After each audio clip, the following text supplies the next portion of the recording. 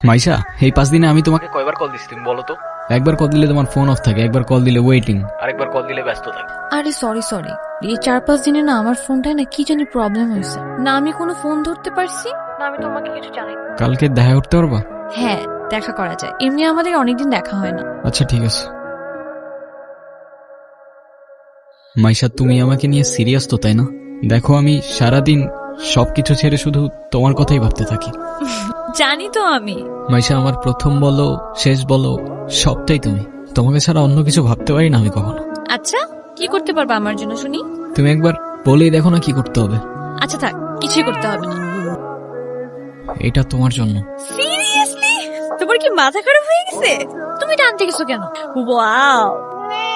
এই, তোমাকে না বলছি এটাকে সাথে নিয়ে আসতে না? এইটা আবার কি? ওর নাম মিনু। ওই যেটাই হোক, তোমাকে না বলছি আমার এটা পছন্দ না। আচ্ছা ঠিক আছে, আর আনবো না। তোমার পছন্দ হয়েছে তো ফোন? হ্যাঁ, অনেক পছন্দ হয়েছে। Thank you. ফোনটা কেন ধরতেছে না? কলটা কেন ধরতেছে না? কি হচ্ছে দোস্ত, সমস্যা? হ্যালো। কালকে সারা রাত তোমার ফোন ওয়েটিং ছিল, আর আজকে তুমি কল ধরতেছো না। এগুলোর মানে কি মাইশা? আরে তোমাকে বললাম না আম্মুর বাসার দিকে আসছি, এখানে তো নেটওয়ার্কের সমস্যা। কোথায় এখন তুমি? আমি বাসায়, আর কোথায় থাকবো? তোমার আশেপাশে কেউ আছে? হ্যাঁ, আম্মু আছে তো, আমি বেশিক্ষণ কথা বলতে পারবো। একটু বের হইতে পারবো আজকে? আরে না, বললাম তো আম্মু আছে, আমি কিভাবে বের হবো বলো? আস্তে আস্তে আস্তে।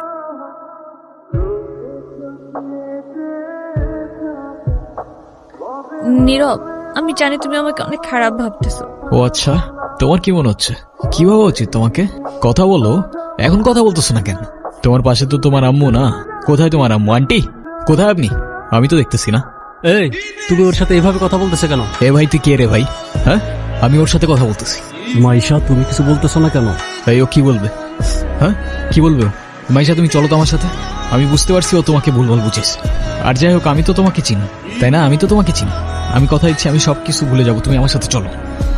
মাইশা, তোমাকে ডিসাইড করতে হবে তুমি কার সাথে যাবা, আমার সাথে নাকি তার সাথে, যে কোনো একটা।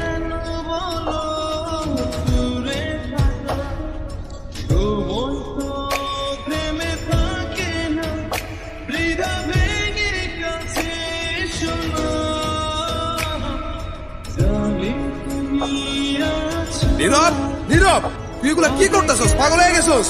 তুই এগুলা কি করতেছস নীরব? তুই এগুলা কি করতেছস? তোর কি মাথা খারাপ হয়ে গেছে? আমি তোর রাতে জীবনে সিগারেট পর্যন্ত দেখিনি, আর আজকে তুই কি হয়ে গেছিস ভাই? ভাই, আমি শেষ হয়ে গেছি ভাই, আমি শেষ হয়ে গেছি। লাস্ট 3-4 মাস ধরে না আমি কলেজে গেছি, না আমি ফাইনাল এক্সাম দিছি, আমি কিচ্ছু করি নাই ভাই। বাবার কষ্টের টাকাগুলো সব আমি নষ্ট করে ফেলছি, সব নষ্ট করে ফেলছি। না আমি এদিকে যাইতে পারতেছি না ওইদিকে। মরে যাওয়া ছাড়া আমার আর কোনো রাস্তা নাই ভাই। তুই শান্ত, তোর কিচ্ছু হইব না। আমি তোরে বলতেছি তোর কিচ্ছু হইব না। তোর তোটা ভাই তোরে বলতেছে তোর কিচ্ছু হইব না ভাই। ভাই আমি কি করবো? আমি আর পারতেছি না ভাই, আমি আর পারতেছি না, আমি আর পারতেছি না ভাই। তুই চল আমার সাথে, তুই আমার সাথে চল। আমি সবকিছু ঠিক করতেছি, সবকিছু ঠিক করে দেবো। কইছি না তোর টোটা ভাই বলছে না সবকিছু ঠিক করে দেবো। আয় আমার লগে, আয় আয়, আর কানবি না। তুই বল, পানি নিয়ে আয়। ক্ষুধা লাগছে তোমার? খাবা তুমি?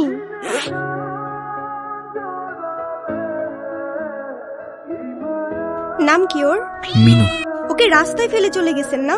আপনার কি কোনো কমন সেন্স নাই নাকি? এত ছোট্ট একটা বাচ্চা কোথায় যাবে, কি খাবে, একটাবার ভাবছেন? শোনেন, ওরা কথা বলতে পারে না, তবে নিজের চোখ দিয়ে ওরা নিজের অভিমান প্রকাশ করে। কখনো বোঝার চেষ্টা করেছেন সেটা? আরে অথই, তুই এনে। আরে ভাই বললেন না, এই ছোট্ট একটা বাচ্চারে রাস্তায় ফেলে চলে গেছে। কেমন লাগে বলেন? মেজাজটা খারাপ হয় না? তার উপর আবার কোনো কথার উত্তরই দেয় না। আরে শান্ত হ, শান্ত হ। এটা আমার কলিজার ছোড়ো ভাই।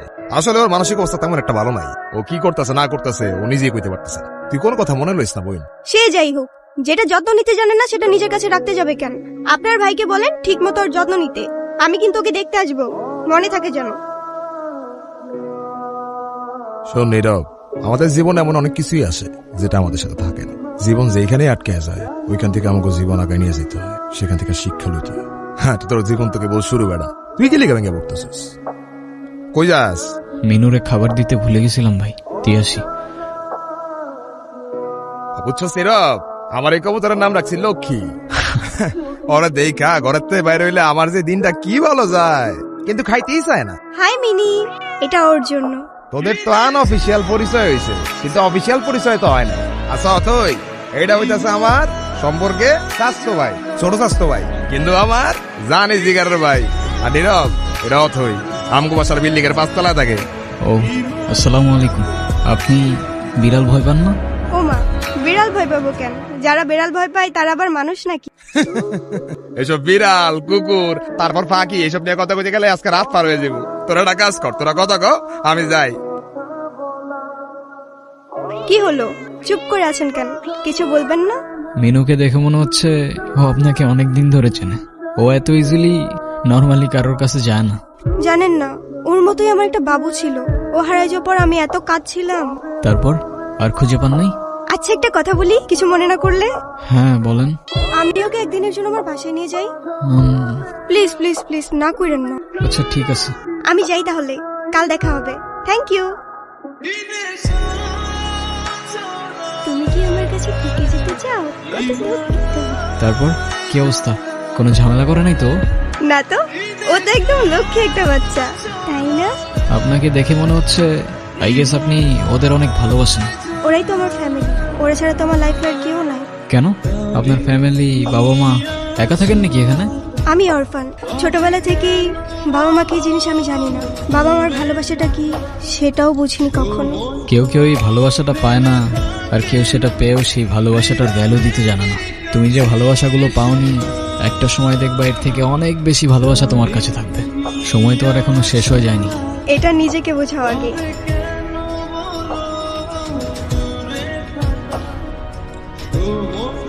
আর তারপর আপনি ওর জন্য পড়াশোনা বাদ দিয়ে ব্রিজ থেকে লাফ দিতে গেছেন।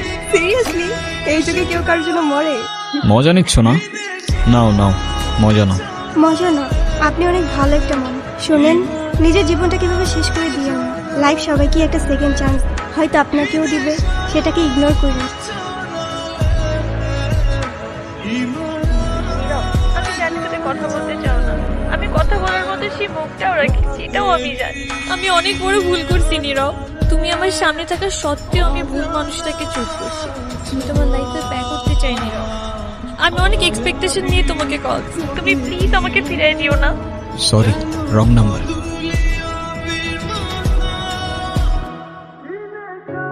হ্যাঁ আব্বু, এই যে আমি আসলাম মাত্র বাস স্ট্যান্ডে। আরে দেরি কই করছি, এখনো তো 15-20 মিনিট বাকি বাস আসতে। আরে তোমরা টেনশন করো না তো। হ্যাঁ তোমারে বলছে 30 মিনিট আগে এসে বাস দাঁড়ায় থাকে। আমি বাস স্ট্যান্ডে, আমি জানি না। নীরব,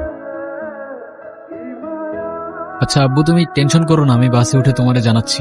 তুমি এখানে কোথাও যাচ্ছ নাকি? কোথায় যাব? আমার তো যাবার কোনো জায়গা নেই। তোমার এই অবস্থা কেন? সবকিছু ঠিকঠাক আছে তো? আমার কিছুই ঠিক নাই নীরব। ওই রনি আমার লাইফটা একদম শেষ করে দিছে। ও তো একটা অ্যাডিক্টেড ছিল। ও আমাকে ফিজিক্যালি, মেন্টালি সবভাবে টর্চার করতো। তুমি কাউকে কিছু বলো নাই কেন? বলার সুযোগই পাইনি। ও তো আমাকে একটা ভুয়া কেসে ফাঁসাই দিছিল। ওর জন্য আমি আমার লাইফ, আমার ফ্যামিলি সবকিছু হারাইছি। ও তো একটা ক্যারেক্টারলেস, একটা চিটার ছিল। বাদ দাও, যা হবার তো হয়েই গেছে না। ভালো থাকার চেষ্টা করো, জীবন অনেক সুন্দর। আমি তোমাকে ছাড়া কখনোই ভালো থাকতে পারবো না, এটা তখন আমি বুঝিনি। একটা ভুল মানুষকে অন্ধের মতো বিশ্বাস করছিলাম। কাউকে এত অন্ধের মতো বিশ্বাস করেও এভাবে চিট করে। দুনিয়াটা কি আজব, তাই না? বিশ্বস্ততার এই দামটা কেইবার বোঝে। আজকাল তো চিটাররাও চিট করে লয়ালিটি খোঁজে। এই নাও চকলেট। এই তোমার এই চকলেট কিনতে এতক্ষণ লাগে? আর মামা কই? আরে খুঁজেই তো পাচ্ছিলাম না। আর মামা তো বাসায় চলে গেছে। উনি কি? আরে হঠাৎ করেই ওর সাথে দেখা। তোমারে বলছিলাম না, ওই যে মাইশার কথা। ও ভালোই তো আছো মনে হচ্ছে। ভালো থাকবে না কেন? অবশ্যই ভালো আছে। এই চলো তো। এই ব্যথার শহরের অলিগলির নুড়ি পাথরগুলো যেন আমাদের কষ্টগুলোর এক একটা প্রতিচ্ছবি। আর সেই কষ্টগুলোর মাঝে আমরা আমাদের জীবনের হাল ছেড়ে দিলেও জীবনের একটা মোড় হয়তো আমাদের সবাইকেই একটা সেকেন্ড চান্স দেয়। কিন্তু সেই মোড়ে দাঁড়িয়ে ঠিক বেঠিকের রাস্তাটা যেন আমাদেরকেই চিনে নিতে হয়।